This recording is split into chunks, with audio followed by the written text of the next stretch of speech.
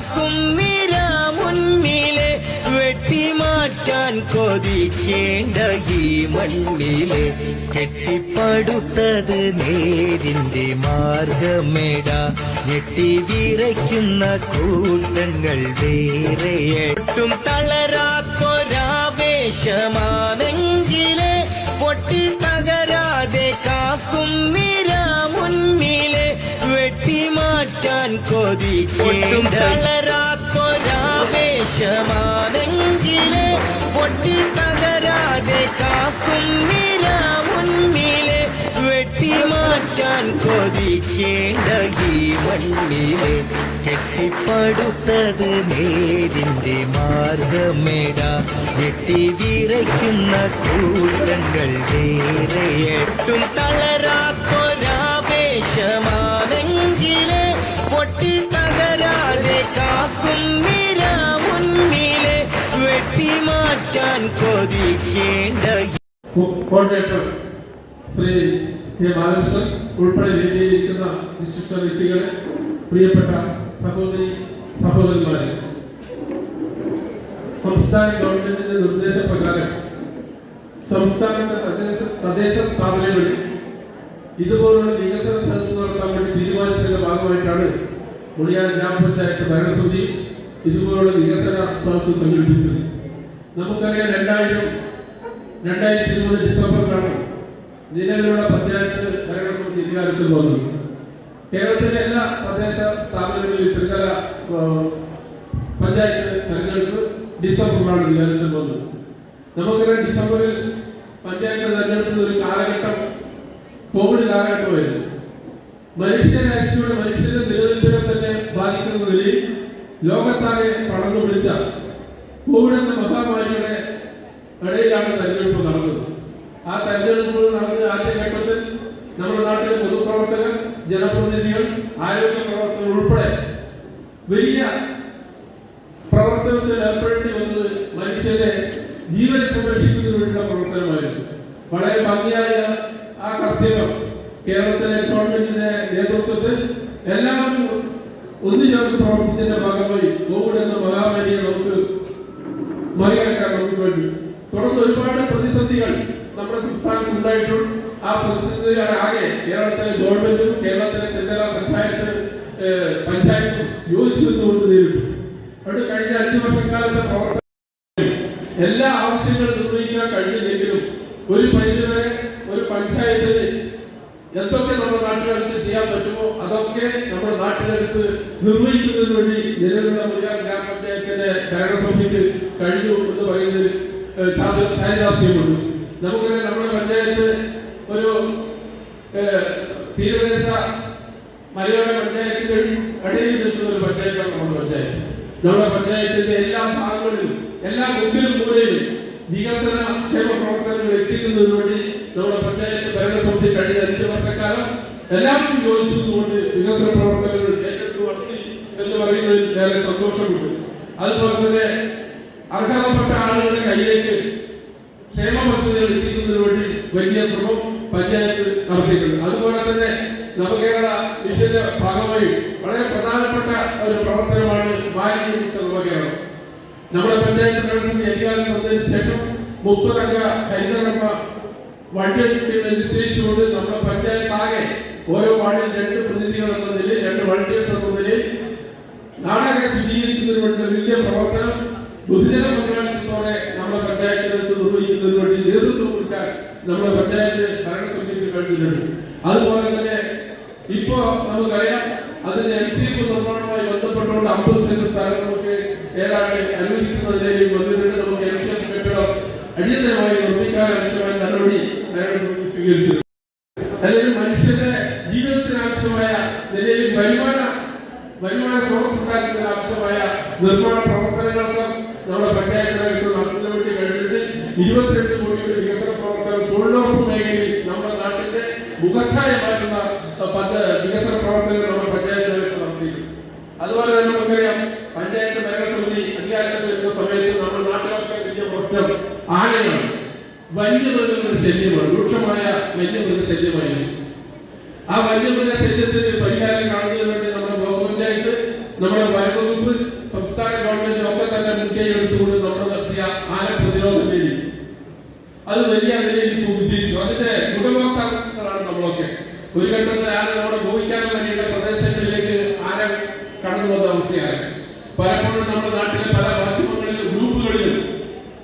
ജനപ്രതിനിധികളെ തെറി പറയുന്ന അവസ്ഥ വരെ ഉണ്ടായിരുന്നു. ആന വന്നാൽ നോക്കാൻ പോകാനായിരുന്നു ഒരു ഘട്ടത്തിൽ പഞ്ചായത്ത് ജനപ്രതിനിധികളെയും അതുപോലെ തന്നെ മറ്റ് ജില്ലാതല ഉദ്യോഗസ്ഥന്മാരുടെയൊക്കെ തന്നെ പ്രധാനപ്പെട്ട ജോലി.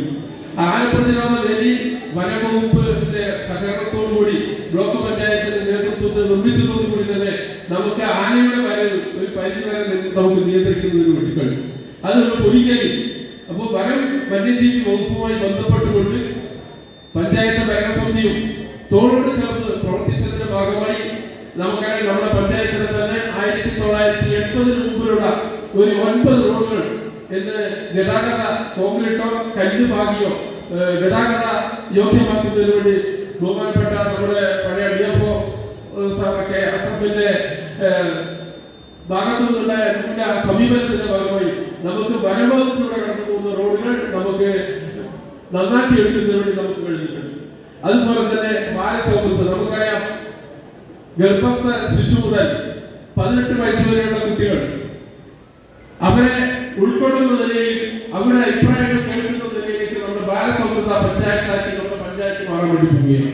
അതിനുവേണ്ട ഒട്ടേറെ പ്രവർത്തനങ്ങൾ നമ്മുടെ പഞ്ചായത്തുകൾക്ക് നടത്തി. നമുക്കറിയാം വിദ്യാഭ്യാസ മേഖലയിലെ നമ്മുടെ മുന്നേറ്റം. അതുപോലെ തന്നെ അംഗൻവാടി നമുക്കറിയാം 2 സ്മാർട്ട് അംഗൻവാടികൾ നിർമ്മിച്ചു കഴിഞ്ഞു. ഇപ്പൊ 7 സ്മാർട്ട് അംഗൻവാടിയുടെ കെട്ടിട നിർമ്മാണം പ്രവൃത്തി പുരോഗമിച്ചു കൊണ്ടിരിക്കുകയാണ്. ഇനി 2 അംഗൻവാടികൾ മാത്രമേ നമ്മുടെ പഞ്ചായത്തിൽ സ്ഥലം ലഭ്യമാകാനുള്ളൂ. ആ സ്ഥലം ലഭ്യമായ ഉടനെ അതിന് അംഗൻവാടി കെട്ടിടം നിർമ്മിക്കുന്നതിന് ആവശ്യമായ പ്രവർത്തനങ്ങളിൽ നമുക്ക് പോകാൻ വേണ്ടി കഴിയും. ഗർഭസ്ഥ ശിശു മുതൽ 18 വയസ്സ് വരെയുള്ള കുട്ടികളെ പരിഗണിച്ചുകൊണ്ട് അവരും ഈ സമൂഹത്തിന്റെ ഭാഗമാണ് എന്ന നിലയിൽ അവരെ വളർത്തിക്കൊണ്ടുവരുന്നതിനുള്ള വലിയ ശ്രമമാണ് നമ്മൾ നടത്തിക്കൊണ്ടിരിക്കുന്നത്.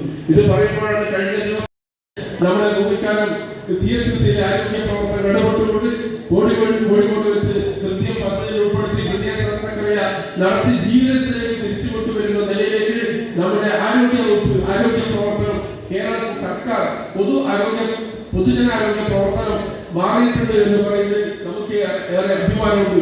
പഴയ കാലത്തെ പോലെ അല്ല ഇന്നത്തെ വിദ്യാഭ്യാസ സ്ഥാപനങ്ങൾ, ഇന്നത്തെ ആരോഗ്യ സ്ഥാപനങ്ങൾ, അതുപോലെ മറ്റു സ്ഥാപനങ്ങൾ വലിയ മാറ്റങ്ങൾ നമ്മുടെ കേരളത്തിലേക്ക് വന്നു കഴിഞ്ഞു എന്ന കാര്യത്തിൽ നമുക്ക് തർക്കമില്ല.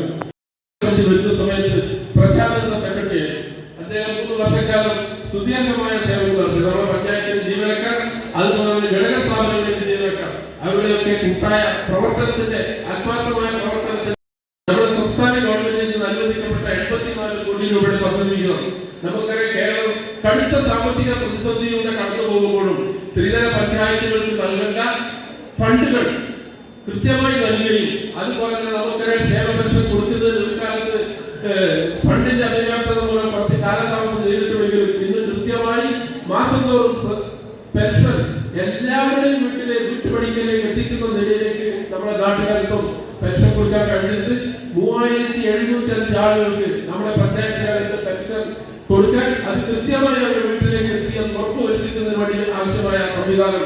അതുപോലെ തന്നെ ഈ പെൻഷൻ വാങ്ങുന്ന ആളുകളെ മസ്റ്ററിംഗ് ചെയ്യണം. വർഷത്തോളം അവരുടെ വരുമാന സർട്ടിഫിക്കറ്റ് സംഘടിപ്പിക്കണം. ഇതൊക്കെ ചെയ്തുകൊണ്ട് 3705 ഗുണഭോക്താക്കളുടെ കയ്യിലേക്ക് അംഗൻവാടി പ്രവർത്തകർ അതുപോലെ കർഷകർ എന്നുള്ള സമൂഹത്തിന്റെ വിവിധ തട്ടിലുള്ള എല്ലാവരെയും കുടിയാർ ഗ്രാമപഞ്ചായത്തിന്റെ ഭരണസമിതിക്ക് വേണ്ടി വളരെ സ്നേഹപൂർവ്വം സ്വാഗതം ചെയ്തുകൊണ്ട് ഈ പരിപാടിയുടെ അധ്യക്ഷ സ്ഥാനം വഹിക്കുന്നതിന് വേണ്ടി നമ്മുടെ പ്രിയപ്പെട്ട ഗ്രാമപഞ്ചായത്ത് പ്രസിഡന്റ് ശ്രീമതി വളരെ വിപുലമായി തന്നെ ഇവിടെ അവതരിപ്പിച്ചിരുന്നു. ഓരോ ആളെ കുറിച്ചും വളരെ വ്യക്തമായി തന്നെ ഇവിടെ പ്രതിപാദിച്ചിരുന്നു. അതുകൊണ്ട് ഞാൻ അങ്ങോട്ടേക്ക് കടക്കുന്നില്ല. നമ്മുടെ ഇന്നത്തെ വികസന സദസ്സ് നമ്മുടെ സർക്കാരിന്റെ 5 വർഷം നേടിയ അല്ലെങ്കിൽ നടപ്പിലാക്കിയ വികസന പ്രവർത്തനങ്ങളെ കുറിച്ചുള്ള ഒരു എത്തിനോട്ടമാണ് നമ്മൾ ഇപ്പോൾ തന്നെ നടത്തുന്നത്. നമുക്കറിയാം നമ്മുടെ സർക്കാരിന്റെ 5 വർഷക്കാലം പൂർത്തീകരിച്ചിട്ടുള്ള ഒട്ടനവധി പ്രവർത്തനങ്ങൾക്ക് തുടക്കം കുറിക്കുവാനും അത് നടപ്പിലാക്കുവാനും നമുക്ക് സാധിച്ചത് ഏറെ ചാരിതാർത്ഥ്യം നമ്മളെ സംബന്ധിച്ചിടത്തോളം ഉണ്ട്. അതിലേറ്റവും എടുത്തു പറയേണ്ടത് നമുക്കറിയാം 84 കോടി രൂപയാണ് ഈ ഒരു വർഷക്കാലത്തിനുള്ളിൽ നമുക്ക് ചെലവഴിക്കാൻ വേണ്ടി കഴിഞ്ഞിട്ടുള്ളത്. അതിൽ എല്ലാ മേഖല എടുത്ത് പറയുമ്പോഴും ആരോഗ്യ മേഖലയും വിദ്യാഭ്യാസ രംഗത്ത് നമുക്ക് ചെലവഴിക്കാൻ വേണ്ടി കഴിഞ്ഞിട്ടുള്ളത്. അതിൽ റോഡായാലും പാലമായാലും അതേപോലെ തന്നെ ക്രോസ്ബാർ നിർമ്മിച്ച് സ്മാർട്ട് അംഗൻവാടി, വിവിധ സ്കൂളുകൾ, സ്മാർട്ടായിട്ടുള്ള ഒട്ടനവധി സ്കൂളുകൾ ഉൾപ്പെടെയുള്ള എല്ലാ മേഖലകളെയും ഉൾപ്പെടുത്തിക്കൊണ്ട് സാധിച്ചിട്ടുണ്ട്. അതുപോലെ തന്നെ ത്രിതല പഞ്ചായത്ത് ഉപയോഗിച്ചുകൊണ്ട് ബ്ലോക്ക് പഞ്ചായത്ത്, ജില്ലാ പഞ്ചായത്ത് അതുപോലെ തന്നെ MP പോലെയുള്ള ആളുകളുടെയും ഫണ്ടുകൾ ഉപയോഗിച്ചുകൊണ്ട് നമുക്ക് കൃത്യമായി തന്നെ ഈ ഒരു 5 വർഷക്കാലത്തിനുള്ളിൽ നമുക്ക് നന്നായി ഇടപെട്ട് നടപ്പിലാക്കുന്നതിന് വേണ്ടി സാധിച്ചിട്ടുണ്ട്.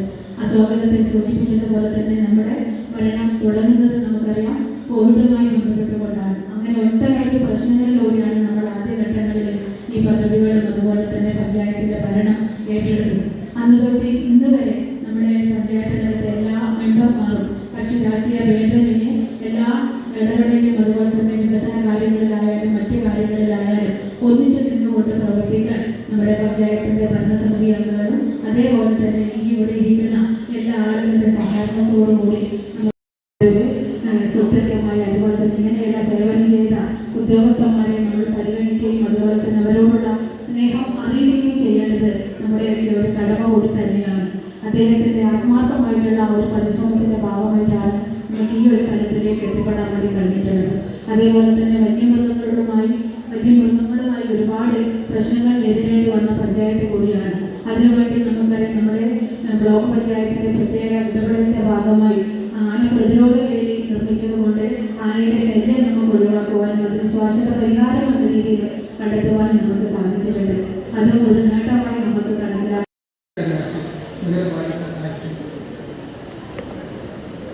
അതുവരെ ഗ്രാമപഞ്ചായത്തുകൾ കേവലമായ ഒരു സമിതി മാത്രമായിരുന്നില്ല. പിന്നീട് അധികാരവും പണവും വിനിയോഗിക്കാൻ കഴിയുന്ന നിലയിലേക്ക് അതിന് സംസ്ഥാനത്തെ വരുമാനത്തിൻ്റെ 40% തദ്ദേശ സ്വയംഭരണ സ്ഥാപനങ്ങൾക്ക് പദ്ധതികൾക്ക് വേണ്ടി കൊടുക്കാൻ സർക്കാർ തയ്യാറായി. പഞ്ചായത്ത് പ്രസിഡന്റിൻ്റെ അധികാരം നല്ലതുപോലെ വർദ്ധിപ്പിച്ചു. പഞ്ചായത്ത് മെമ്പർമാർക്കും സാമാന്യം നല്ല അധികാരം തന്നെ വന്നു. ഗ്രാമസഭകൾക്ക് നടത്തുന്ന പദ്ധതികളെ സംബന്ധിച്ച് ഗ്രാമസഭകൾ അറിയിക്കുകയും അവർ അഭിപ്രായങ്ങൾ കേട്ട് അവരും കൂടി പറഞ്ഞുകൊണ്ടുള്ള പദ്ധതികൾ പഞ്ചായത്ത് ആസൂത്രണം ചെയ്യുന്നതിലേക്ക് ജനങ്ങൾക്ക് മുന്നിൽ ഉണ്ടാക്കിയിട്ടുള്ളതാണ്. അതിന് കാരണക്കാരെ പിന്തുടരുന്ന ഈ സംരംഭത്തിൽ പുതിയ പഞ്ചായത്ത് ഒരു അബ്സല്യൂട്ട് മെജോറിറ്റി ഇല്ലാത്ത നല്ല മെജോറിറ്റി ഇല്ലാത്ത നെറ്റിനൊക്കെ നിൽക്കുന്ന ഒരു ഭരണസമിതി അഥവാ തുല്യത വന്നപ്പോൾ നറുക്കിട്ട് പ്രസിഡന്റ് LDF ലഭിച്ച ഈ പഞ്ചായത്താണ്. നേരത്തെ മോഹൻ പറഞ്ഞതുപോലെ പ്രസിഡന്റ് വളരെ ഡിപ്ലോമാറ്റിക്കായിട്ട് കാര്യങ്ങൾ നിർവഹിച്ചു കൊടുക്കുന്നത് 5 കൊല്ലം നന്നായിട്ട് പോയി. ഭരണസമിതി പരമാവധി ഇതിൽ പ്രതിപക്ഷത്തെ കൂടി ഒരുമിച്ചുകൊണ്ട് ഒരുമിച്ചുകൊണ്ട് കാര്യങ്ങൾ നിർവഹിച്ചു പോവുകയും ചെയ്തു. പക്ഷേ ഒരു പഞ്ചായത്തിൻ്റെ ഗ്രാമത്തിൻ്റെ വികസനം ആ പഞ്ചായത്തിൽ കിട്ടുന്ന പണം കൊണ്ട് മാത്രം പൂർത്തീകരിക്കാൻ കഴിയുമെന്ന് നമ്മൾ കരുതുന്നില്ല. സംസ്ഥാന സർക്കാരിൻ്റെ കാര്യമായ പിന്തുണ MLA MP തുടങ്ങിയ ജനപ്രതിനിധികളുടെ സഹായം വേണം. കേന്ദ്രാവിഷ്കൃത പദ്ധതികൾ കൊണ്ടുവരാൻ ബ്ലോക്ക് ജില്ലാ പഞ്ചായത്തുകളുടെ സഹായം വേണം. അങ്ങനെ എല്ലാം കൂടി സംയോജിപ്പിച്ചുകൊണ്ടാണ് നമ്മൾ ഈ പ്രവർത്തനങ്ങളെല്ലാം നടത്തുന്നത്. സംസ്ഥാന സർക്കാരിനെ സംബന്ധിച്ച് കേരളത്തിലെ പിണറായി ഇന്ത്യയിലെ ബെസ്റ്റ് ഗവർണൻസ് എന്നതിൽ 1ാം സ്ഥാനത്ത് നിൽക്കുന്ന ഗവൺമെൻറ്റാണ് ഇന്നത്തെ ഭരണ നിർവഹണത്തിൽ ഇന്ത്യയിൽ 1ാം സ്ഥാനത്താണ് നമ്മുടെ കേരളത്തിൽ വന്നത്. ഭരണ നിർവഹണം എന്ന് പറയുന്നത് അത്ര എളുപ്പം നടക്കുന്ന കാര്യങ്ങളല്ല. അത് വലിയ സംവിധാനമാണ്. ആ സംവിധാനത്തെ എങ്ങനെയാണ് ഉപയോഗിക്കുന്നത്, എങ്ങനെയാണ് കൊണ്ടുവരുന്നത്, അതാണ് ഗവൺമെൻറ്. അത് ഈ 28 സംസ്ഥാനങ്ങൾ പരിശോധിച്ചപ്പോൾ കേരളമാണ് 1ാം സ്ഥാനത്ത് എത്തി നിൽക്കുമെന്ന് പറഞ്ഞാൽ എല്ലാ വകുപ്പുകളിലും ഒരുപാട്. നിങ്ങളിത് 10 കൊല്ലം മുമ്പ് എന്തായാലും കേരളത്തിൻ്റെ അവസ്ഥയിൽ ഇപ്പോഴൊന്ന് വെള്ളോട്ട് തിരിഞ്ഞു ഫ്ലാഷ് ബാക്ക് എല്ലാവരും ബാങ്കിലൂടെ പ്രത്യേകിച്ചു. ആ 10 കൊല്ലം മുമ്പത്തെ അവസ്ഥയിൽ നിന്ന് ആ ദുരവസ്ഥയിൽ നിന്ന് പരിഹാരം കണ്ട് അല്ലെങ്കിൽ അന്നത്തെ അവസ്ഥയെ മാറ്റിമറിച്ച് കേരളത്തെ വികസനത്തിൻ്റെ കൊടുമുടിയിലേക്ക് എത്തിക്കുക എന്നതാണ് ഈ സർക്കാർ ചെയ്തത്. 10 വർഷം മുമ്പ് നമ്മുടെ വിദ്യാഭ്യാസ മേഖല എങ്ങനെയായിരുന്നു? നമ്മുടെ പൊതുവിദ്യാഭ്യാസത്തെ ദുർബലപ്പെടുത്തിയത് ആരോഗ്യം ശ്രദ്ധിക്കാതെ സ്കൂളുകൾ,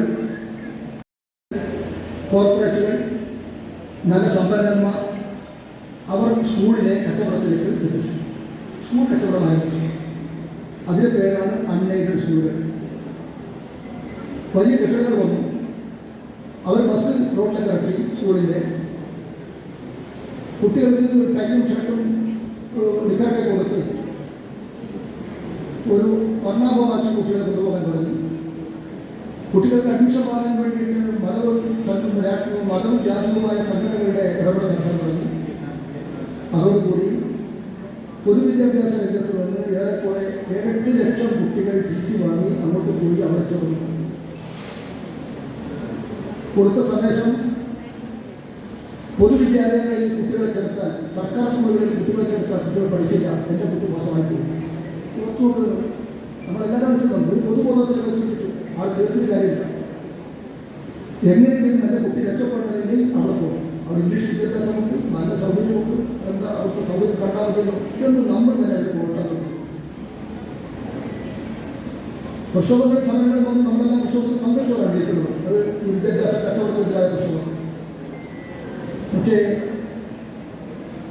ഇടതുപക്ഷ ജനാധിപത്യങ്ങളുടെ ഗവൺമെന്റ് അധികാരത്തിൽ വന്നപ്പോൾ ആദ്യം തീരുമാനിച്ചത് പൊതുവിദ്യാഭ്യാസത്തെ സംരക്ഷിച്ചു നിർത്തണം. അതിനുവേണ്ടി പൊതുവിദ്യാഭ്യാസ യജ്ഞം കൊണ്ടുവന്നു. ആ പൊതുവിദ്യാഭ്യാസ യജ്ഞം എന്ന് പറയുന്ന മഹത്തായ ഒരു പരിപാടി ആവിഷ്കരിച്ചപ്പോൾ അതിനുവേണ്ടി സർക്കാർ വൻതോതിൽ മൂലധന നിക്ഷേപം നടത്തിയപ്പോൾ, പുതിയ കരിക്കുലം വന്ന് വിദ്യാർത്ഥികളെ മെച്ചപ്പെട്ടതിന് പഠിപ്പിക്കാൻ തുടങ്ങിയപ്പോൾ അതിനനുസരിച്ച് കുട്ടികൾ അങ്ങോട്ട് പോയ ഒരു കാലം അവിടെ നിന്ന് കുട്ടികൾ ഇങ്ങോട്ട് വരും. എങ്ങനെയാണ് സ്കൂളുകൾ മാറ്റിയത്? പരമ്പരാഗതമായി നിൽക്കുന്ന സ്കൂളിന്റെ അന്തരീക്ഷം ഓർമ്മയുണ്ട്. നമ്മൾ എല്ലാ സ്കൂളിൽ പോയാലും പഠിച്ചതാണ്. ഈ ആധുനിക മതി. സ്മാർട്ട് ക്ലാസ് റൂം വേണം, ലൈബ്രറി വേണം, ലാബ് വേണം, മോഡേൺ വിദ്യാഭ്യാസം വേണം. വിനിയോഗിച്ച് നമ്മുടെ സ്കൂളുകളുടെ അടിസ്ഥാന സൗകര്യങ്ങൾ സംബന്ധിച്ച് മെച്ചപ്പെട്ട സ്കൂളുകൾ കെട്ടിടം മാത്രം മതി. കെട്ടിടം വന്നാൽ പഠനം നന്നാവും. പ്രൊഫൈൽസ് കൂടും. ഏറ്റവും മികച്ച വിദ്യാഭ്യാസം കൊടുക്കണം. അതിനുവേണ്ടി എല്ലാ രംഗത്തും മാറ്റുന്നു. ഞാൻ സമയങ്ങളിൽ എല്ലാ രംഗത്തും മാറ്റുന്നു. 10 വർഷത്തിൽ കഴിഞ്ഞ് നോക്കുമ്പോൾ SSLC റിസൾട്ട് 99.72%. 99.72. അതിന് സമാനമായി +2 പോകും. പൊതുവിദ്യാഭ്യാസ സ്ഥാപനങ്ങളിൽ നിന്ന് പഠിച്ചു പുറത്തുവരുന്ന കുട്ടികൾ ഡോക്ടറും എഞ്ചിനീയറും IAS IPS എല്ലാം ആവാൻ തുടങ്ങി. ഇത് കേരളത്തിലുള്ള മാറ്റമാണ്. ഈ മാറ്റം അതൊരിക്കലും ഉണ്ടാകാൻ പാടില്ല എന്ന് ആഗ്രഹിച്ചവർ അവർ അൺഎയ്ഡഡ് സ്കൂളുകളെ പ്രോത്സാഹിപ്പിക്കാൻ വേണ്ടി ഈ കച്ചവടപ്പെട്ടതിൽ ആ സ്ഥാനത്ത് പൊതുവിദ്യാലയത്തെ സംരക്ഷിക്കാൻ വേണ്ടിയുള്ള നല്ല പരിശ്രമമാണ് കഴിഞ്ഞ 10 കൊല്ലക്കാലം LDF ഗവൺമെന്റ് ചെയ്തതെന്നും അതിന് റിസൾട്ട് നമുക്ക് കാണാൻ കഴിയുന്നില്ല. അവർക്ക് 100% സാക്ഷരതയുള്ള സംസ്ഥാനം കേരളം. പെൺകുട്ടികളുടെ വിദ്യാഭ്യാസത്തിൽ 100% നേട്ടം കൈവരിച്ച സംസ്ഥാനം കേരളം. ഒരു നയ പൈസ ചെലവില്ലാതെ 12ാം ക്ലാസ് വരെ പഠിക്കാനുള്ള സൗകര്യം കൊടുക്കുന്ന സംസ്ഥാനം കേരളം. മാറി കർണാടകയിലെ വിദ്യാഭ്യാസത്തിലൊന്നും അനുസരിച്ചില്ല. പ്രശ്നവും എല്ലാ ചാനലുകളെ എല്ലാ സോഷ്യൽ മീഡിയയിൽ വന്നു. അവിടുത്തെ വിദ്യാഭ്യാസ മന്ത്രി പറഞ്ഞു കേരളം നമ്പർ 1 ഇൻ എഡ്യൂക്കേഷൻ. ഞങ്ങൾ വളരെ പിന്നിലാണ്. മറ്റ് സംസ്ഥാനങ്ങളെ മുന്നേ പോകും. ഇത് തന്നെയാണ് ആരോഗ്യ മേഖലയിലുണ്ടായത്. ആരോഗ്യ മേഖല എന്ന് പറയുന്നത് നമ്മൾ ധർമാശുപത്രി എന്ന് പറയുന്ന സർക്കാർ ആശുപത്രികൾ. പണ്ടത്തെ ധർമാശുപത്രിയാണ്. ധർമാശുപത്രികൾ കേരളത്തിലാണ്. ധർമാശുപത്രി പൈസ വേണ്ട പാവങ്ങളുടെ ആശുപത്രി. 10 കൊല്ലം മുമ്പ് ഡോക്ടറില്ല, മരുന്നില്ല, ഒരു സൗകര്യം വേണ്ട. പക്ഷേ ആ സർക്കാർ ആശുപത്രികളെ ശക്തിപ്പെടുത്തണം.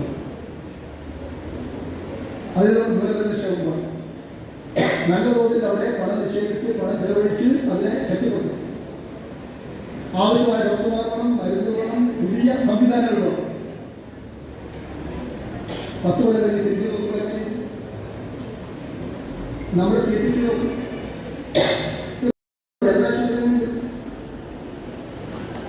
നമ്മുടെ എല്ലാ ആശുപത്രി സംവിധാനങ്ങളും. ഇത് മെഡിക്കൽ കോളേജ് കൂടിയാണ്. 14 ജില്ലകളിൽ മെഡിക്കൽ കോളേജ് ഉണ്ട്. മെഡിക്കൽ കോളേജ് മെഡിക്കൽ വിദ്യാർത്ഥികൾക്ക് പോഷക കൊടുക്കുന്നതിലും മെഡിക്കൽ കോളേജ് എന്ന നിലയിൽ ആശുപത്രി കാര്യങ്ങൾക്ക് പണം തരുന്നത് അത് രണ്ടാമത്തെ കാര്യം.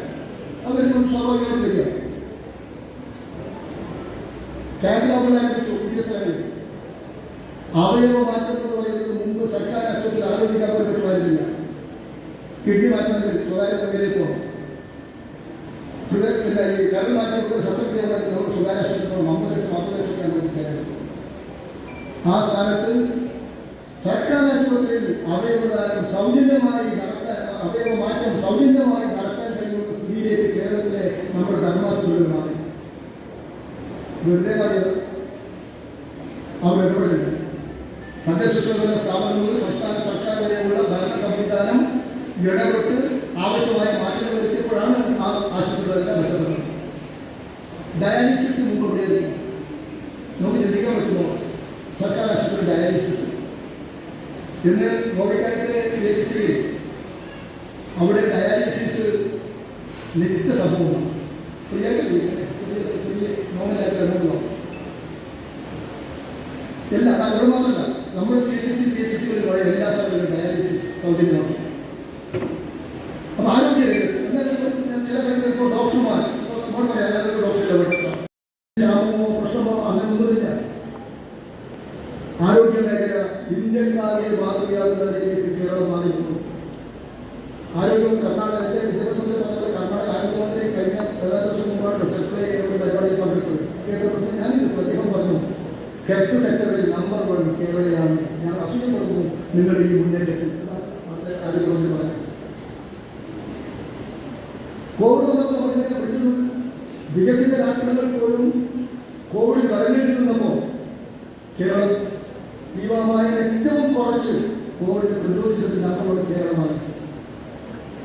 നമ്മൾ പൊതുബോധം നമ്മുടെ കേരളീയ സമൂഹം 2 നൂറ്റാണ്ട് കൊണ്ട് നേടിയെടുത്ത ഒരു പൊതുബോധം കൊണ്ട് ആരോഗ്യ രംഗത്ത് നാം എങ്ങനെ ശ്രദ്ധിക്കണം കാര്യങ്ങളെല്ലാം ആരും പറഞ്ഞതാണ് അറിയാം. അതിനനുസരിച്ച് സർക്കാർ വ്യാഖ്യാനിക്കുമ്പോൾ നമ്മൾ ഏറ്റവും നല്ല നിലയിൽ കോവിഡ് പ്രതിരോധം വേണ്ടി 1600 കോടി രൂപയാണ് സർക്കാർ നൽകുന്നത്. 10 കൊല്ലം മുമ്പ് തകർച്ചയുടെ വന്നിരുന്ന ആ ഹെൽത്ത് സെക്ടറിലാണ് ലക്ഷ്യമുള്ളത്.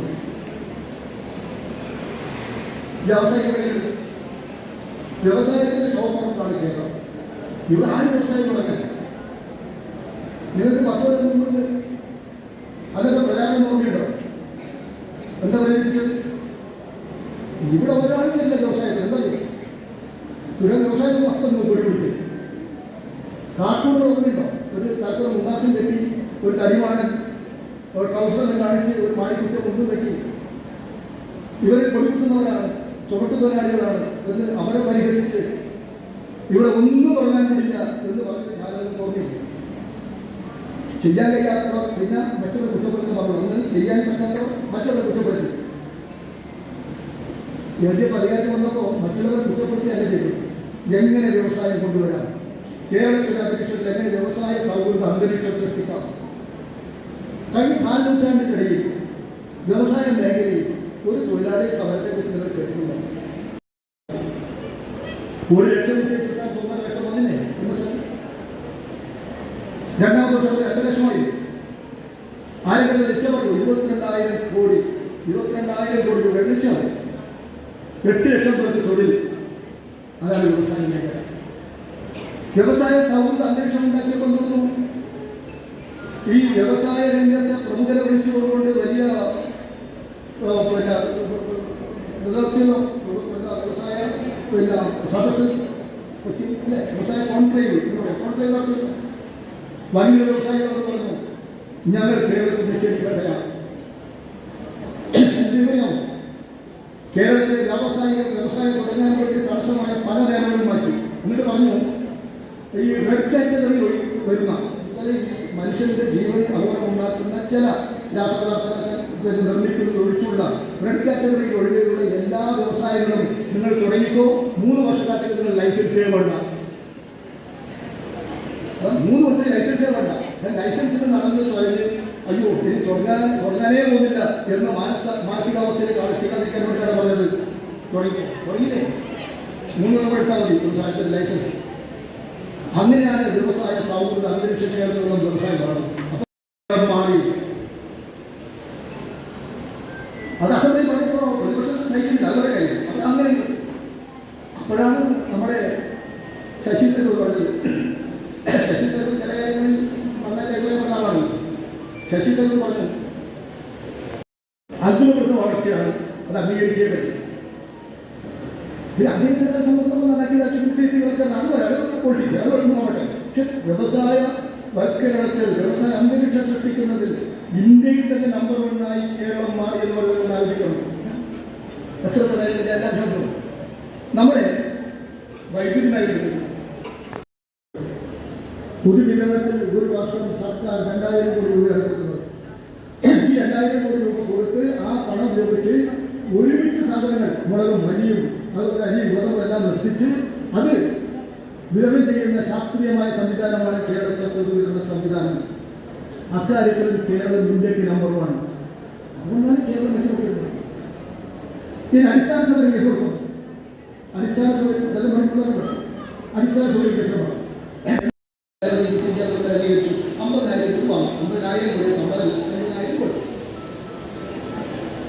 മടക്കിടക്കണ്ടേ? മടക്കിയെടുക്കാൻ വേണ്ടിയിട്ട് എന്ത് കാണിച്ചു?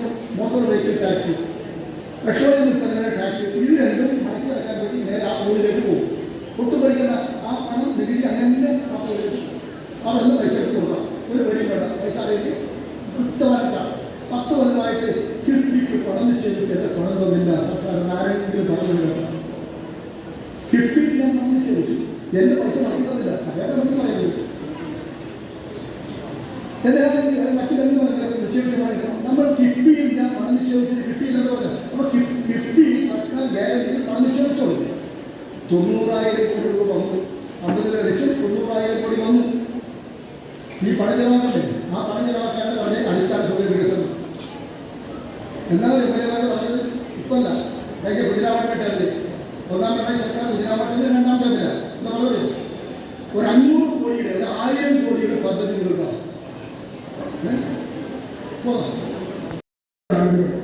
വന്നില്ലേ? മലയോര ഹൈവേ വന്നില്ലേ? ഇനി നാഷണൽ ഹൈവേ ചെറിയ സംഗതിയാണത്. ഞാൻ വീണ്ടും നിങ്ങളോട് ചോദിച്ചു, 10 കൊല്ലം മുമ്പ് എങ്ങനെയായിരുന്നു നമ്മുടെ നാഷണൽ ഹൈവേ?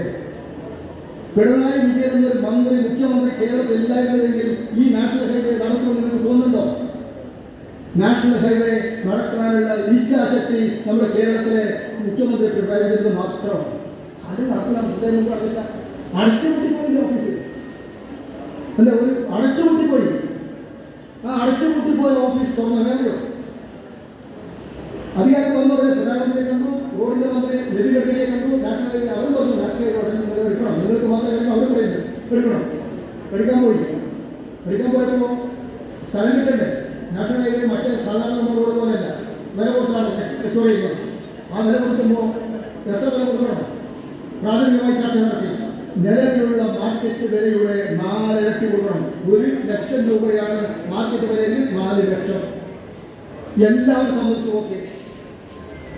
അപ്പോഴാണ് പറയുന്നത് ഞാൻ തരാം. അങ്ങനെ കൊടുത്തിട്ടാണ് നാഷണൽ ഹൈവേ എടുത്തത്. എവിടുന്ന പൈസ? കിഫ്ബിയിൽ നിന്ന്. കിഫ്ബിയിൽ നിന്ന് അവരെ കൊടുക്കാൻ പറ്റില്ല. അതുകൊണ്ട് നാഷണൽ ഹൈവേ യാഥാർത്ഥ്യമായി. ഇപ്പോൾ 1ാമത്തെ വെച്ച് തീർച്ചയായിരുന്നു. അടുത്ത കാലം മംഗലാട്ട് പോയിട്ട് കാരണം അങ്ങനെയുണ്ട്. കോഴിക്കൽ എന്നെ പോകണം, തെക്കോട്ട് പോകണം, തെക്കോട്ട് ഒന്നും പോ എങ്ങനെയുണ്ട്? അതുകൊണ്ട് പോകാം. 30 മിനിറ്റോടെ തമാരാണ്. മുമ്പെല്ലാവരും പറഞ്ഞേ തലപ്പാടി വരെ മംഗലം തലപ്പാടി വരെ എന്ത് രസമുണ്ട്, നമ്മൾ വ്യക്തം മോശം.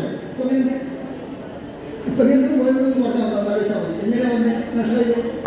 ആ പദ്ധതി കൃത്യമായി നടപ്പിലാക്കാൻ ഈ ഗവൺമെന്റിന്റെ ഇച്ഛാശക്തിയല്ലാതെ മറ്റേതാണ്.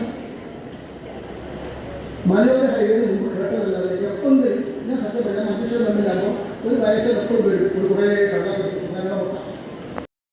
കൈകളിൽ നമുക്ക് മലയോര കൈകളുണ്ട്. ഞാൻ മനസ്സിലായി ഈ നടക്കാത്ത കാര്യങ്ങൾ ഇന്ന് വയസ്സിൽ നടക്കേണ്ട കാര്യമുള്ളൂ. ഞാൻ മൊത്തത്തിൽ പറയുന്നത് നടക്കുന്നത് ആ മലയോര കൈകൾ പിന്നെ യാഥാർത്ഥ്യമായത് നന്ദാരപ്പുറത്ത് തുടങ്ങിയിട്ട് ആ മലയോര കൈകളിൽ പോവുകയാണ്. പാടിയ മാത്രം അത് പരിഹരിക്കുന്ന ആവശ്യം മധുമുട്ടയിലെ മലയോര കൈകൾ ചെറിയ വിഷയം വളരെ പ്രശ്നത്തിൽ നമ്മളെ അറിയാം. ചെപ്പിട രണ്ടാമത്തെ ചെപ്പിട പാലത്തിൽ നിന്ന് ഒരു 200 മീറ്റർ അപ്പുറം വെല്ലുപുഴ കുടിയാർ പഞ്ചായത്ത്, കൊല്ലം പഞ്ചായത്ത്, കുറ്റിമൽ പഞ്ചായത്തിലെ ജലവിതരണത്തിലെ മുഖ്യ സ്രോതസ്സായി ജലമാകും. പിന്നെ അടുത്തത് സ്നേഹഗ്രാമത്തിന്റെ ഭാവികര ടൂറിസം. ഭാവികര ടൂറിസം ഒരു പ്രകൃതി പാസാണ്. ഭാവികര ടൂറിസത്തിന്റെ എല്ലാ പദ്ധതികളും എല്ലാം പണി പൂർത്തിയായതിനു ശേഷം ടെൻഡർ വിളിച്ചു. തിരുവനന്തപുരത്തെ ഈ ടൂറിസം പദ്ധതി ഒരു കമ്പനി ഏറ്റെടുത്തു. പണി കൊടുക്കാൻ വന്നപ്പോൾ ഒരു നോട്ടീസ്, പണി കൊടുക്കുന്നതിപ്പോൾ അതുവരെ ഇല്ലാത്ത ഒരു നോട്ടീസ്. എന്താണെന്ന് വെച്ചാൽ ഇവിടെ ഈ പറയുന്ന സർവേ നമ്പർ CR ബാധകമാണ്. പണി നടത്താൻ പാടില്ല. CR മനസ്സിലായില്ല. അല്ലേ ഭാവിക മകനുണ്ട്, അദ്ദേഹത്തിന് മകളെ വിടുന്ന. പക്ഷെ ആ മകൻ ആരും കണ്ടില്ല. ഞാൻ കണ്ടില്ല. ഞാൻ എപ്പോഴും പറഞ്ഞത് എങ്ങനെ കണ്ടില്ല, നിങ്ങൾ ആരും കണ്ടിരിക്കാൻ സാധ്യതയില്ല. ആ മകളെ ഇപ്പോൾ കിട്ടിയത് എന്തെല്ലാമാണ് ഇപ്പോൾ ഈ പ്രചാരകര ഏതാനും മാധ്യമങ്ങൾ ഇടതുപക്ഷ യഥാർത്ഥത്തിൽ നടപ്പിലാക്കിക്കൊണ്ടിരിക്കുന്ന ഈ വികസന പ്രവർത്തനങ്ങൾ താഴടിക്കാൻ വേണ്ടി അനുസരിക്കുമ്പോൾ നമ്മൾ അതിനുവേണ്ടി വല്ലാണ്ട് പ്രയോഗം നടത്തുമ്പോൾ നമുക്കൊറ്റ മാർഗം മാത്രമേ ഉള്ളൂ, നമ്മുടെ നാട്ടിൽ ചരിക്കണം.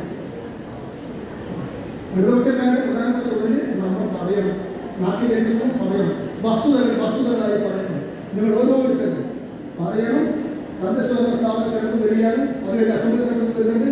ഈ തെരഞ്ഞെടുപ്പിൽ വീണ്ടും ഈ പഞ്ചായത്തിൽ LDF അധികാരത്തിൽ കൊണ്ടുവരണം. അതിനാവശ്യമായ പ്രവർത്തനങ്ങൾ നിങ്ങൾ ഓരോരുത്തരും നടത്തുന്നത് മാത്രമേ ഈ വികസന സർവീസ് ഇത്തരമൊരു ആദരവേറ്റ് വാങ്ങുന്നതിന് വേണ്ടി വനവകുപ്പിനെ സംബന്ധിച്ചിടത്തോളം സംസ്ഥാനത്തിൻ്റെ വിവിധ ഭാഗങ്ങളിൽ നിലനിന്നിരുന്ന വന്യജീവി സംഘർഷത്തെക്കാൾ വലുതായിരുന്നു മൂളിയാർ പഞ്ചായത്തിലുണ്ടായിരുന്ന പ്രശ്നങ്ങൾ.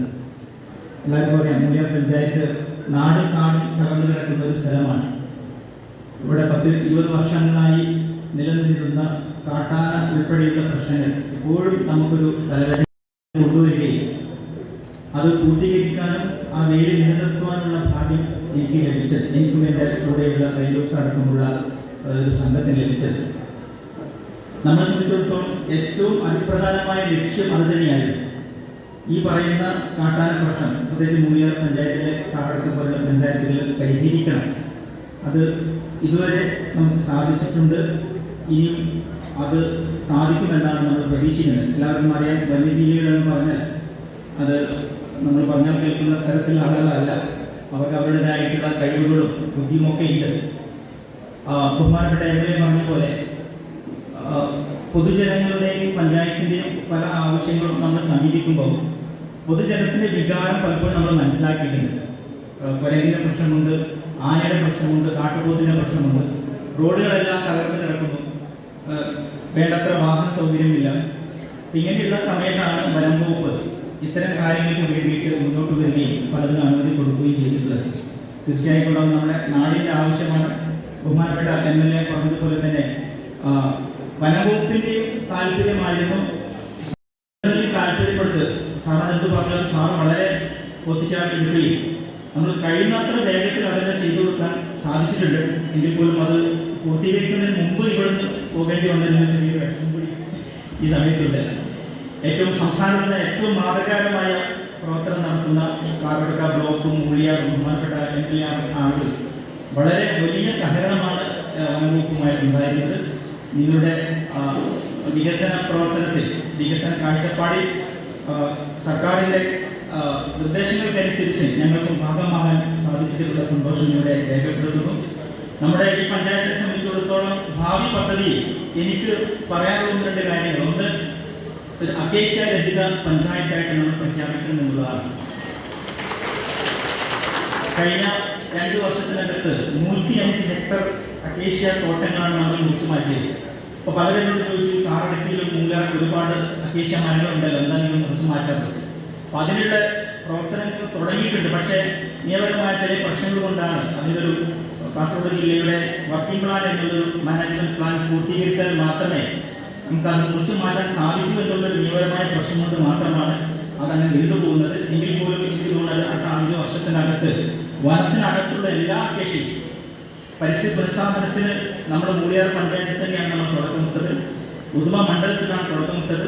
അത് തോട്ടങ്ങളിലേറെ വെട്ടിക്കളഞ്ഞു. പക്ഷേ തോട്ടങ്ങളിൽ നിന്ന് സ്വമേധയാ വളർന്നു വന്ന മരങ്ങളാണ് ഇപ്പോൾ വലിയ പ്രശ്നം കൊണ്ടിരിക്കുന്നത്.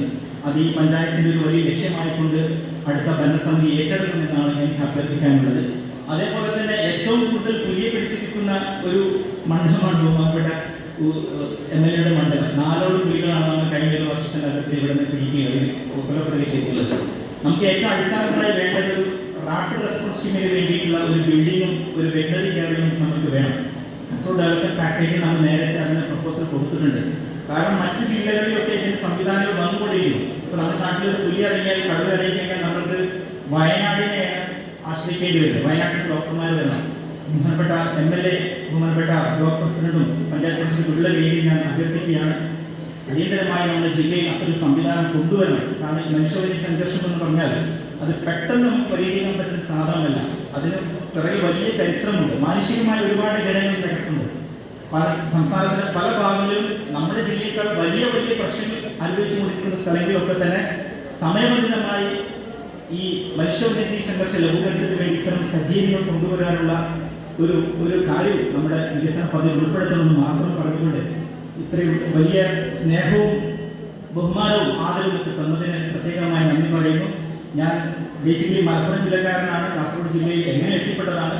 പക്ഷേ ചുരുങ്ങിയ കാലങ്ങളിൽ നിങ്ങൾ തന്നിരിക്കുന്ന എല്ലാ സ്നേഹത്തിനും ബഹുമാനത്തിനും പരിഗണനയ്ക്കും പ്രത്യേകം നന്ദി പറഞ്ഞുകൊണ്ട് നിർത്തുന്നു. ഒരു വികസന സദസ്സിലാണ് നമ്മളെല്ലാവരും ഇരിക്കുന്നത്. ഇതിൽ തന്നെ ഇതുവരെ നമ്മുടെ സംസ്ഥാന ഗവൺമെന്റും അതുപോലെ തന്നെ പ്രാദേശിക ഭരണകൂടം പഞ്ചായത്ത് ഉൾപ്പെടെ ചെയ്ത വികസന പ്രവർത്തനങ്ങളെ കുറിച്ചൊക്കെ നമ്മുടെ ബഹുമാന്യനായ MLA ഇവിടെ പ്രതിപാദിച്ചു വരുന്നു. ഞാൻ കടക്കാൻ ഉദ്ദേശിക്കുന്നില്ല. ഏതായാലും അദ്ദേഹത്തിന്റെ ആ ഒരു വാദത്തോട് ഞാൻ യോജിക്കുന്നു. ഏകദേശം കേരളത്തിൽ 44ഓളം നദികളും കടൽ തീരവും ഒക്കെയുള്ള കേരളത്തിന് ടൂറിസത്തിൽ അനന്തമായ സാധ്യത തന്നെയാണ് ഉള്ളത്.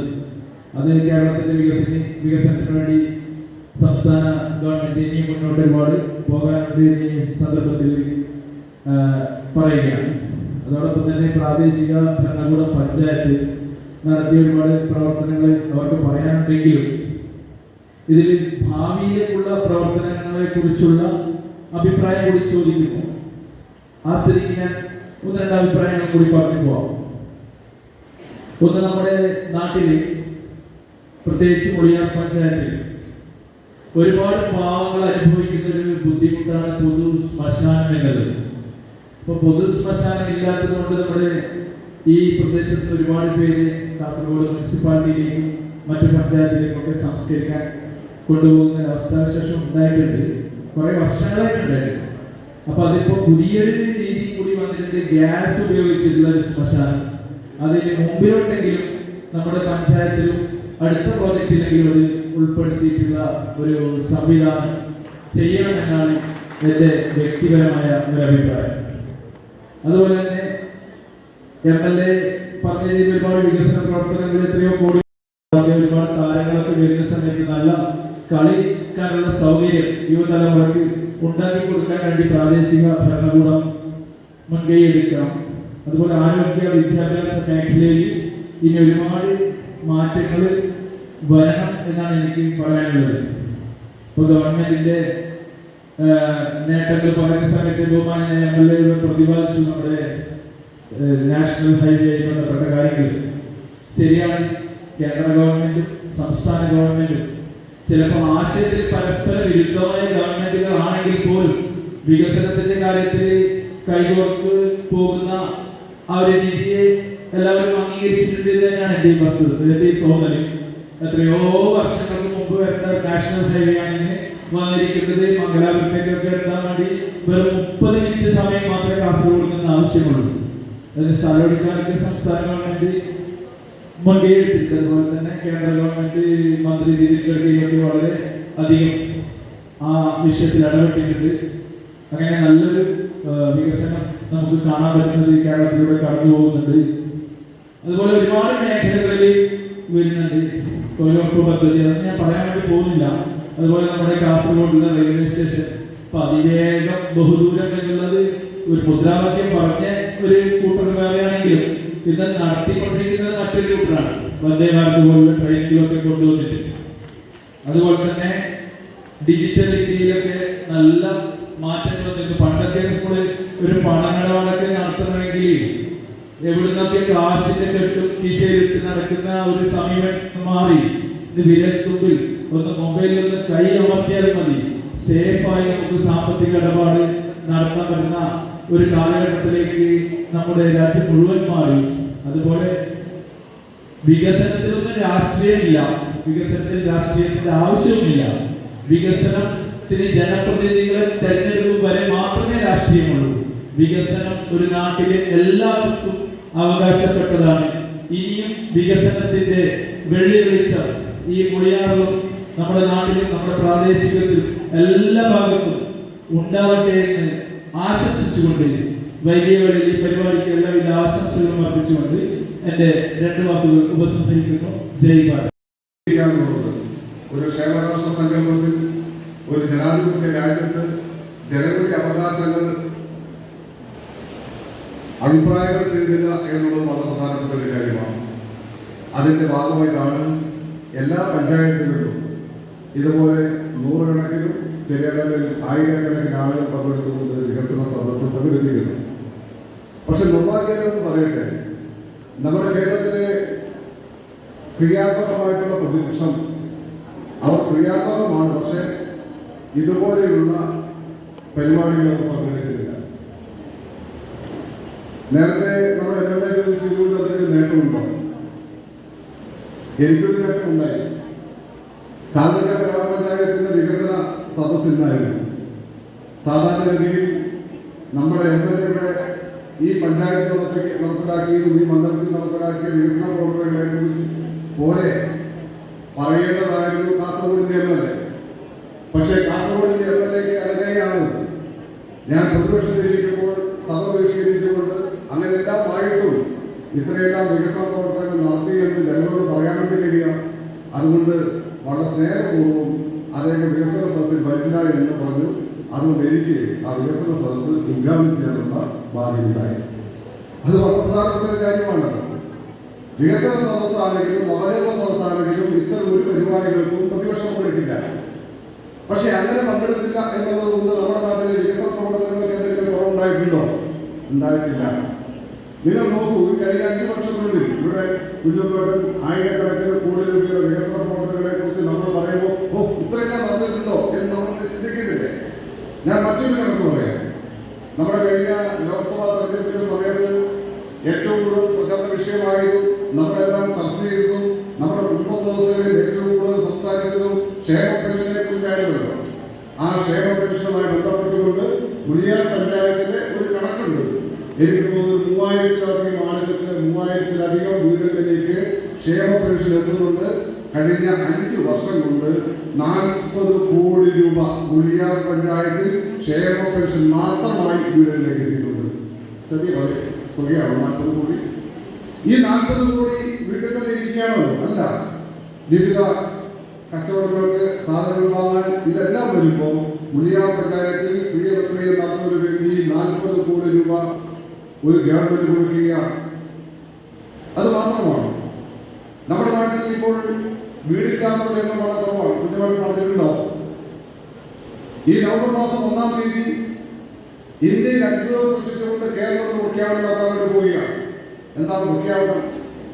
ഇന്ത്യ രാജ്യത്തെ മറ്റു സംസ്ഥാനങ്ങളിൽ അടുത്ത കാലത്തൊന്നും ഒരുപക്ഷെ ഒരു നൂറ്റാണ്ട് അങ്ങനെ പറയാൻ വേണ്ടി കഴിയുന്ന വർഷങ്ങൾ കഴിഞ്ഞാലും നടപ്പിലാക്കാൻ വേണ്ടി കഴിയാത്ത ഒരു നേട്ടം ഈ കേരളം കൈവരിക്കാൻ വേണ്ടി പോവുകയാണ്. മുളിയാർ പഞ്ചായത്തും താലൂക്ക് ബ്ലോക്ക് പഞ്ചായത്തും കാസർഗോഡ് ജില്ലാ പഞ്ചായത്തും എല്ലാം ആ പ്രഖ്യാപനം നടത്തി. ഒരു പ്രഖ്യാപനമല്ല. എന്താണ് പ്രഖ്യാപനം? അതിദരിദ്രമില്ലാത്ത സംസ്ഥാനമായി കേരളം കേരള ദിനമായിട്ടുള്ള 2025 നവംബർ മാസം 1-ാം തീയതി മാറാൻ വേണ്ടി പോവുകയാണ്. എങ്ങനെയാണ് അതിദരിദ്രമില്ലാത്ത സംസ്ഥാനമായിട്ട് കേരളം മാറിയത്?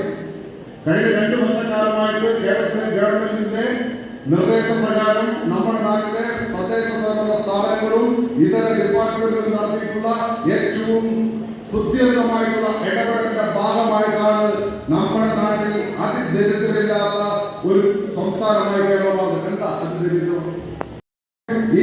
ഇതുമായി ബന്ധപ്പെട്ടുകൊണ്ട് നമുക്കെല്ലാം ധാരാളം ക്ലാസ്സാണ്. പക്ഷെ 4 കാര്യങ്ങൾ ചുരുക്കി പറയാം. ഒന്ന്, നമുക്ക് വിശപ്പില്ലാതിരിക്കണം. അതായത് ആരോഗ്യം നിലനിർത്താനുള്ള കലോറികൾ ലഭിക്കുന്ന ആഹാര പദാർത്ഥങ്ങൾ ഉണ്ടാവണം. രണ്ടാമത്തെ കാര്യം എന്താ? രണ്ടാമത്തെ കാര്യം നമുക്ക് ആരോഗ്യം ഉണ്ടാവണം. അതായത് ആരോഗ്യം ഇല്ലാതെ അവശനായി നിൽക്കുന്നവർക്ക് മെച്ചപ്പെട്ട ആരോഗ്യം കൊടുക്കാൻ ആവശ്യമായിട്ടുള്ള സംവിധാനം ഉണ്ടാവണം. കിടപ്പാടുണ്ടാവണം. വീടില്ലാത്തവർക്ക്, കൂലിയില്ലാത്തവർക്ക്, മഴ നനയുന്നവർക്ക്, വെയിലൂടുന്നവർക്ക് അവർക്ക് വീട് നിർമ്മിച്ചു കൊടുക്കണം. അതോടൊപ്പം തന്നെ അവരുടെ ഉപജീവനത്തിന് ആവശ്യമായിട്ടുള്ള മാർഗം ഉണ്ടാവണം. ഒന്നെങ്കിൽ സർക്കാർ, സ്റ്റേറ്റ്, പഞ്ചായത്ത് അവർക്ക് ആവശ്യമായ കാര്യങ്ങൾ ചെയ്യണം. അതല്ലെങ്കിൽ അവർക്ക് കഴിയുന്നുണ്ടെങ്കിൽ ആവശ്യമായിട്ട് ഉപജീവനത്തിന് ആവശ്യമായിട്ടുള്ള ചെറിയ ചെറിയ സംരംഭങ്ങളോ അതുപോലെയുള്ള കാര്യങ്ങൾ ചെയ്യണം. ഇത്ര കാര്യങ്ങളല്ല ആരോഗ്യ സംഘടന മുന്നോട്ട് വെക്കുന്നത്. ആ പ്രവർത്തനം ഇന്ത്യ പോലെ ഒരു രാജ്യത്ത് നടപ്പിലാക്കാൻ കഴിയുന്ന സംസ്ഥാനമായി കേരളം മാറുകയാണ്. ഈ കാര്യം നാട്ടിൽ ജനങ്ങളോട് പറയുന്ന വികസന സദസ്സിൽ എങ്ങനെയാണ് മറ്റ് പ്രതിപക്ഷ നേതാക്കൾ പങ്കെടുക്കാൻ കഴിയുക?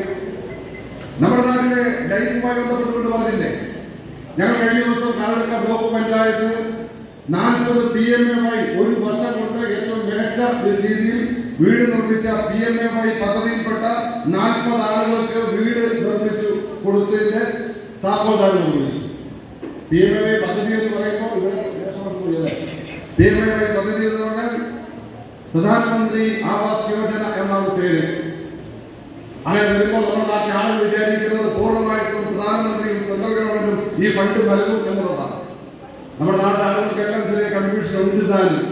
അതുകൊണ്ട് ചില സ്ഥലത്ത് കുത്തിയടിക്കുമ്പോൾ ചില ആളുകളെ ക്ഷണിക്കുന്നതായിട്ട് നമ്മൾ കണ്ടിട്ടുണ്ട്. പക്ഷേ പ്രധാനമന്ത്രി ആവാസ് യോജന എന്ന് പറഞ്ഞാൽ അത് പേരിന് മാത്രമേ ഉള്ളൂ. 4 ലക്ഷം രൂപയാണ് പ്രധാനമന്ത്രി ആവാസ് യോജനയിൽ ഒരു കുടുംബത്തിന് കൊടുക്കുന്നത് വീട് നിർമ്മിക്കുന്നതിന് വേണ്ടി. അതിൽ 3,28,000 രൂപ കൊടുക്കുന്നതും സംസ്ഥാന ഗവൺമെന്റും ത്രിതല പഞ്ചായത്തുകളുമാണ്. അതെന്തെന്ന് പറഞ്ഞാൽ 72,000 രൂപയാണ് സെൻട്രൽ ഗവൺമെന്റ് പ്രധാനമന്ത്രി ആവാസ് യോജനയിൽ കൊടുക്കുന്നത്. 1,08,000 രൂപയാണ് ബ്ലോക്ക് പഞ്ചായത്ത് കൊടുക്കുന്നത്. 78,000 രൂപ ഗ്രാമപഞ്ചായത്തും 90,000 രൂപ ജില്ലാ പഞ്ചായത്തും 68,000 രൂപ കേരള ഗവൺമെന്റ് അവശേഷിക്കുന്ന 4 ലക്ഷത്തിൽ എത്തിക്കാൻ ഞങ്ങൾ കൊടുക്കാം, സംസ്ഥാന ഗവൺമെന്റ് കൊടുക്കുക. അങ്ങനെയാണ് 4 ലക്ഷം.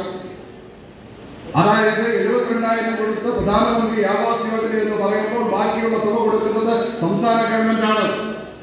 ലൈഫ് പദ്ധതി അഭിമാനകരമായ പദ്ധതിക്കൊപ്പം ഈ PMAY പദ്ധതി ഏറ്റെടുക്കുകയാണ്. ഞാൻ പറഞ്ഞു വന്നത് അങ്ങനെ കണക്കാക്കുമ്പോൾ ഞങ്ങളുടെ ബ്ലോക്ക് പഞ്ചായത്തിലെ ഹൗസിംഗ് ഓഫീസർ പറഞ്ഞു 3 വർഷം കൊണ്ട് ഞങ്ങൾ 3,200 വീടുകൾ എണ്ണിക്കോ 3,200 വീടുകൾ ഈ കാലഘട്ട ബ്ലോക്കിലെ 7 പഞ്ചായത്തുകളായി കൊടുത്തിട്ടുണ്ട്. മുടിയാർ പഞ്ചായത്തിൽ എത്രയാണ് എന്ന് പ്രസിഡന്റ് പറയും.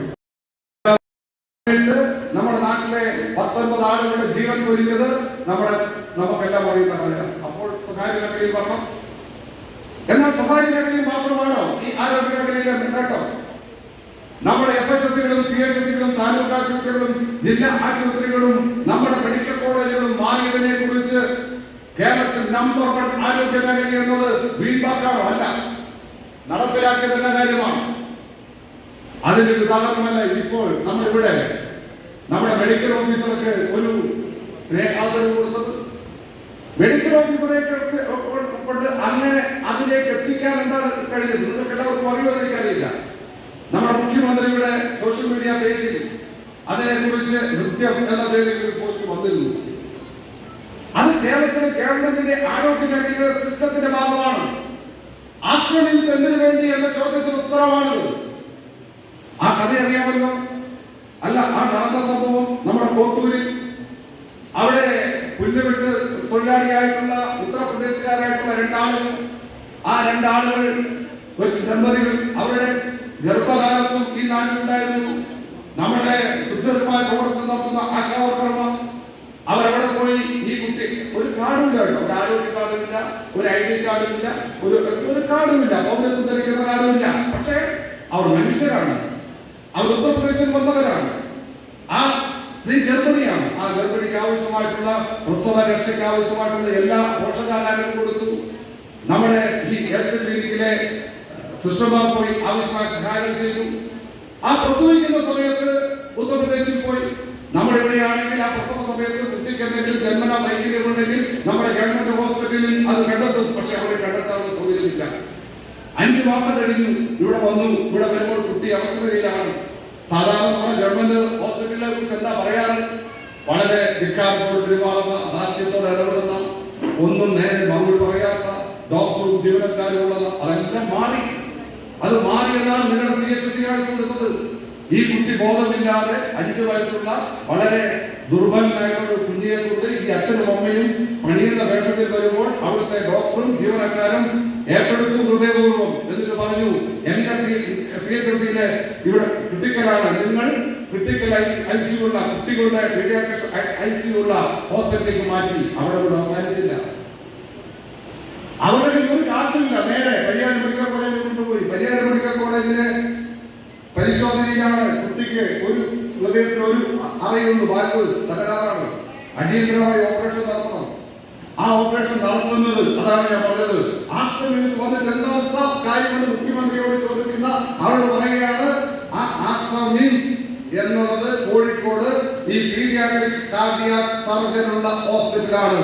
അവിടെ പോയി സർജറി നടത്തണം 2 ദിവസത്തിനുള്ളിൽ. ആ 2 ദിവസത്തിനുള്ളിൽ ആ സർജറി നടത്താനുള്ള സംവിധാനം ഇവിടെ ഇരുന്ന് ഈ ഗുളിയാർ CHS ഇരുന്ന് ആരോഗ്യ പ്രവർത്തനം നടത്തി ഏതാണ്ട് 28 ലക്ഷം രൂപ ചെലവുള്ള ആ ഓപ്പറേഷൻ നടത്തി ആ കുഞ്ഞിനെ രക്ഷിച്ചു എന്നുള്ളതാണ് ഈ കേരളത്തിലെ ആരോഗ്യ മേഖല.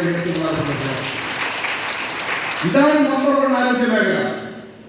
ആ കുട്ടിയുടെ അച്ഛൻ, ആ കുട്ടിയുടെ പേര് രാംരാജ് എന്നാണ്. രാമരാജ്യത്തിന് വേണ്ടി പ്രസംഗിക്കുന്ന നാടായിട്ടുള്ള ഉത്തർപ്രദേശിലാണ് രാമരാജ് എന്ന കുഞ്ഞിനുണ്ടായെങ്കിൽ ഇപ്പോൾ ഈ രാമരാജ്യത്തിനല്ല ഈ ഭൂമുഖത്തെ ആ കുട്ടി ഉണ്ടാവില്ല എന്ന് ഞാനല്ല പറഞ്ഞത്. ശിശുപാൽ എന്ന രാമരാജിന്റെ അച്ഛനാണ് പറഞ്ഞത്. ഇതാണ് മാറ്റം. അപ്പൊ ആരോഗ്യരംഗത്ത്, കുടിവെള്ളത്തിന്റെ കാര്യത്തിൽ, വീടിന്റെ കാര്യത്തിൽ, താമസത്തിന്റെ കാര്യത്തിൽ, അതുപോലെ തന്നെ യാത്രയുടെ കാര്യത്തിൽ നമ്മൾ മുന്നോട്ടാണ്. വിപുലമായ കുറേയേറെ പ്രവർത്തനങ്ങൾ നിർദ്ദേശിച്ചിട്ടുണ്ട്. അക്കാര്യങ്ങൾക്ക് സഹായകമായ രൂപത്തിൽ ഒരു റിസോഴ്സ് പേഴ്സണെ ഉൾപ്പെടെ നമ്മുടെ ഗംഗാധരൻ മഞ്ചേശ്വരം ബ്ലോക്കിലെ ജോയിന്റ് PDO ആണ്, അദ്ദേഹം ഉൾപ്പെടെ എത്തിയിട്ടുണ്ട്. ഒരു അരമണിക്കൂർ നേരം സംസ്ഥാന സർക്കാർ നടപ്പാക്കിയിട്ടുള്ള പദ്ധതികൾ, അതുപോലെ തന്നെ MLA നടപ്പാക്കിയിട്ടുള്ള പദ്ധതികൾ, ഗ്രാമപഞ്ചായത്ത് നടപ്പാക്കിയിട്ടുള്ള പദ്ധതികൾ എല്ലാം ഡോക്യുമെന്റ് ചെയ്ത് വീഡിയോ രൂപത്തിൽ നമ്മുടെ മുമ്പിൽ അവതരിപ്പിക്കുകയും നമുക്കുള്ള നിർദ്ദേശങ്ങൾ, നടത്തിയ കാര്യങ്ങൾ മാത്രമല്ല ഇവിടങ്ങളിൽ ആശംസ അർപ്പിച്ചുകൊണ്ട് എല്ലാവരും നിർദ്ദേശിക്കുന്നത് പോലെ ഭാവിയിലേക്ക് ഒരു വിഷൻ 2031 ഇതാണ് ഗവൺമെന്റിന്റെ സമീപനം. വരുന്ന തദ്ദേശ ഭരണ തെരഞ്ഞെടുപ്പിന്റെ സമയത്ത് കൃത്യമായി ഡോക്യുമെന്റ് ചെയ്ത് അത് ഒരു പ്രത്യേക സോഫ്റ്റ്വെയറിലൂടെ സംസ്ഥാന സർക്കാരിലേക്ക് അയച്ചു കൊടുക്കാനുള്ള ഒരു സംവിധാനവും ജില്ലാ തലത്തിലും സംസ്ഥാന തലത്തിലും ഇത് ക്രോഡീകരിക്കാനുള്ള സംവിധാനവും ആലോചിച്ചിട്ടുണ്ട്. ഇതുപോലെ തന്നെ കുറെ സെമിനാറുകൾ എല്ലാ തദ്ദേശ സ്വയംഭരണ സ്ഥാപനങ്ങളും പൂർത്തീകരിക്കണമെന്ന് ആവശ്യപ്പെട്ടിട്ടുണ്ട്. അതിന്റെ ഭാഗമായിട്ട് നമ്മുടെ സർക്കാർ നടത്തിയ നേട്ടങ്ങളെ ജനങ്ങളെ ബോധ്യപ്പെടുത്താനും ആ ഭാവിയിലേക്കുള്ള വികസന ആശയങ്ങളും വികസന മാതൃകകളും രൂപപ്പെടുത്താനും വേണ്ടിയാണ് ഈ വികസന സദസ്സ് ഇവിടെ നമ്മൾ നടത്തുന്നത്. അപ്പോൾ അതിൻ്റെ 1ാമത്തെ സെക്ഷൻ കഴിഞ്ഞു. 2ാമത്തെ വീഡിയോ അവതരണത്തിന് ശേഷം നമ്മുടെ പഞ്ചായത്ത്, ഈ മുടിയാർ ഗ്രാമപഞ്ചായത്ത് നടത്തിയ വികസന പ്രവർത്തനങ്ങൾ, ഒരു ഒട്ടേറെ വികസന പ്രവർത്തനം നടത്തിയിട്ടുണ്ട്. ഇത് ബഹുമാനപ്പെട്ട MLA പഞ്ചായത്ത് പ്രസിഡന്റൊക്കെ ഇവിടെ സൂചിപ്പിച്ചു. ആ വികസന പ്രവർത്തനങ്ങൾ അധികാരികളുടെ നിർമ്മാണം ഏറ്റവും പ്രധാനപ്പെട്ടത് അധികാരികളുടെ നിർമ്മാണമാണ്. മറ്റൊരു പ്രധാനപ്പെട്ട കാര്യം മാലിന്യമുക്ത നവകേരളം പദ്ധതിയാണ്. മാലിന്യമുക്തമായ രംഗത്ത് നമ്മൾ നേടിയ പ്രവർത്തനങ്ങൾ വളരെ വലുതാണ്. അതോടൊപ്പം തന്നെ ലൈഫ് ഭവന പദ്ധതി, അതോടൊപ്പം തന്നെ പാലിയേറ്റീവ് കെയർ, അത് പാർശ്വവൽക്കരിക്കപ്പെട്ട ജനങ്ങളുടെ ഉന്നമനം, ഇങ്ങനെ ധാരാളം വികസന പ്രവർത്തനങ്ങൾ കഴിഞ്ഞ കാലങ്ങളിൽ നടത്തിയിട്ടുണ്ട്. മുൻപൊന്നുമില്ലാത്ത രീതിയിൽ വളരെ നല്ല രീതിയിലുള്ള വികസന പ്രവർത്തനങ്ങൾ, ജനങ്ങൾക്ക് കുറ്റം പറയാൻ തക്കതായ രീതിയിലുള്ള യാതൊന്നുമില്ലാത്ത രീതിയിലുള്ള വികസന പ്രവർത്തനം നടത്തി മുഖ്യമന്ത്രിയുടെ അവതരണം ബഹുമാനപ്പെട്ട സെക്രട്ടറി പിന്നീട് ഈ വീഡിയോ പ്രദർശനത്തിന് ശേഷം നിർവഹിക്കും. അതിനുശേഷം ഇവിടെ കൂടിയിരിക്കുന്ന നിങ്ങൾ ഓരോരുത്തരും നിങ്ങളുടെ അഭിപ്രായങ്ങൾ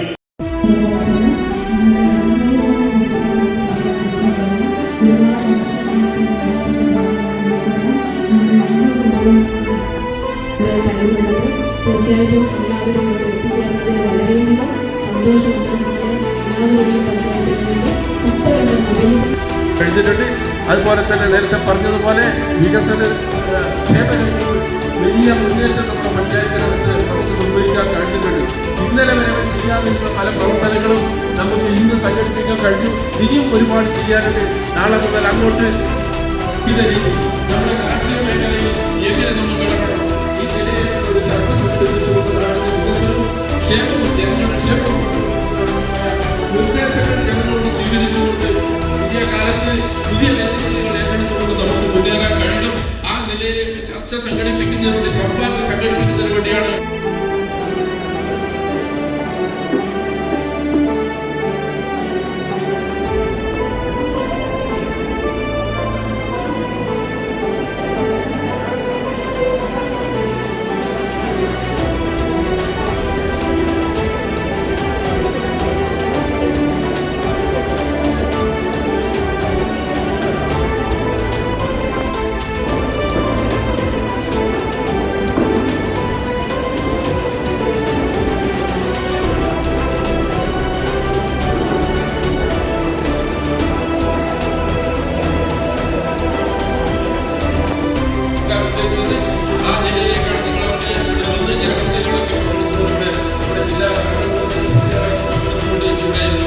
കുടിയിരിക്കുന്നത് കൂടുതൽ കാര്യങ്ങൾ മാത്രമാണ് എനിക്ക് നിങ്ങളോട് പറയാനുള്ളത്. തീർച്ചയായിട്ടും നമ്മുടെ ഈ ഒരു പരിപാടി ഔപചാരികമായി ഉദ്ഘാടനം അടുത്ത സംസാരിക്കുന്നതിന്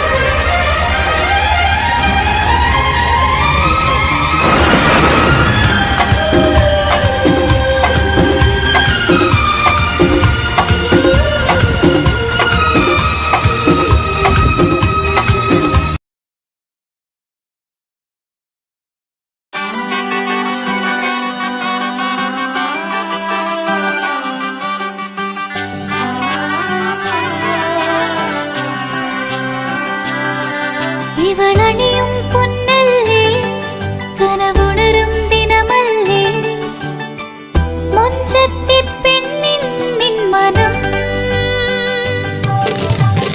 പെണ്ണഴകിനു മിഴിവേകി എന്നെന്നും നിന്നില്ലേ മാറ്റേറും പൊന്നിൻ താരമേ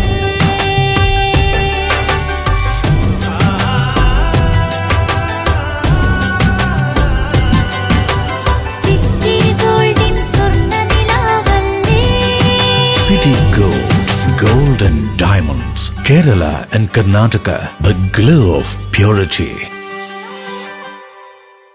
Venus Trading and Services, your trusted partner in Qatar.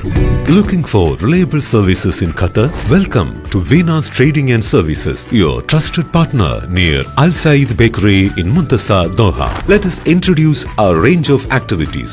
At Venus Trading and Services, we offer certificates attestation in India and Qatar, legal translation in several languages, police clearance certificates, data flow and prometric, company formation, health card services.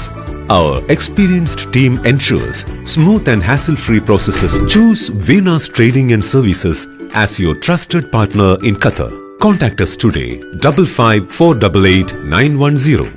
Venus Trading and Services near Al Said Bakery in Muntasa, Doha. Partner with Al Farha Tours and Service.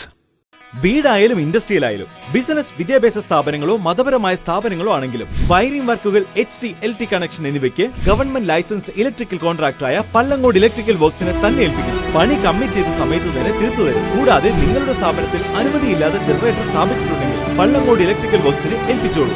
എല്ലാവിധ paper വർക്കുകൾ സഹിതം ഉത്തരവാദിത്വത്തോടെ തന്നെ work പൂർത്തിയാക്കാം. Contact ചെയ്യൂ 9496 200 200 9497 500 600.